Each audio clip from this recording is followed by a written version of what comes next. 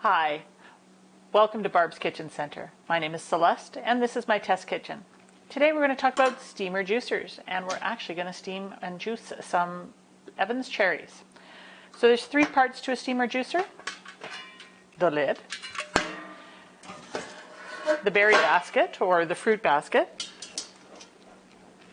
which is just, a holy bit.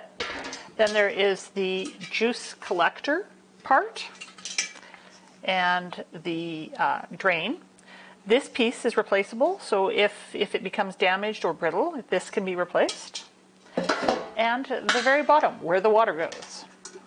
So let's get started with juicing. Okay, first, you want to choose whatever fruit you're going to use. Today I'm using cherries. These are largely the Evans cherries or the sour cherries, although I did pick up from a local fruit vendor some cherries that were slightly past their best before date. If you go to some of the roadside vendors, if they have some cherries that are beyond the point that they're going to sell them but still not rotten, they'll often sell them to you for a really good price, and I personally like to mix the cherries because the Evans cherries do tend to be very, very tart. So I'm going to put the bottom on, and I'm going to fill it about 3/4 of the way full with water.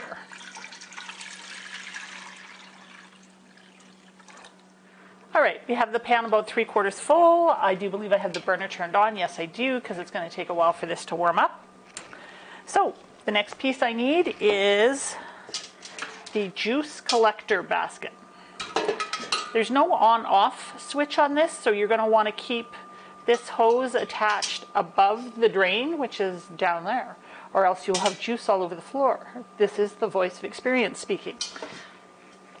So next we put in the collector basket, and I will add my cherries. Oops. See, this is how you wind up with juice all over the floor eventually.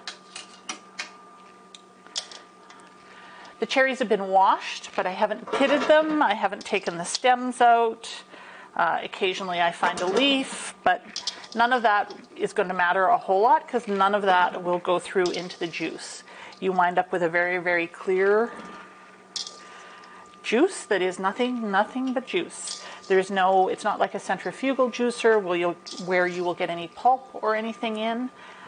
If you wanted that, you would have to pit your cherries and then macerate them in some way and put them back in. But everybody in my family likes juices and jellies, so I prefer steam juicing because it's easy and I don't have to pit everything. So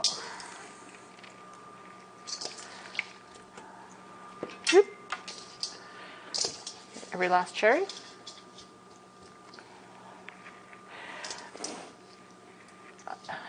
At this point, too, what I will do is, because I know I'm going to turn this into jam at a later date, and I prefer things probably closer to a chutney, so I'd like to add spices to it, I will add some spice at this point. With cherries, I will often add star anise, which gives things a licoricey flavor. Although the person I'm making this for this year does not like licorice, so I'm going to use cardamom. Cinnamon is also very nice. And I'll add more spice when I make the actual jelly. However, I find adding it now gives the juice a really nice flavor as well. And if you want lots of flavor, you have to add lots of layers of flavor. So we will let this come to a boil, and we'll let it steam all of the juice out of the cherries, and we'll come back and check it out. All right, as you can see, our tub full of cherries is less than half a tub full of cherries now. It is reduced significantly, and we're going to drain the juice. Okay, you want to be careful when you're doing this because this juice is going to be wickedly hot. And make sure that the container you're draining it into is indeed heat-proof, because you don't want to break your container and have it spill screaming hot juice all over the place. This works really well with crab apples, small berries that are hard to juice any other way, or if you don't like pith in your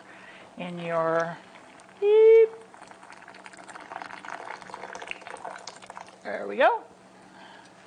One down. One more to go, maybe more, hard to say. And if I held this by the clip, I could actually just clip it off and wouldn't have to worry about spraying myself.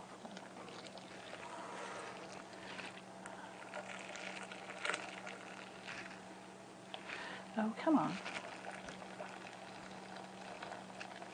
Over time, this has gotten a kink in it, so I sometimes have to help it out.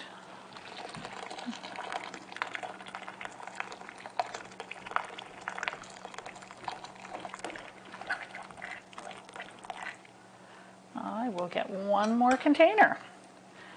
They're not quite full to the top, but oh, I know. I can make them full to the top, and then I would have enough room. There we go.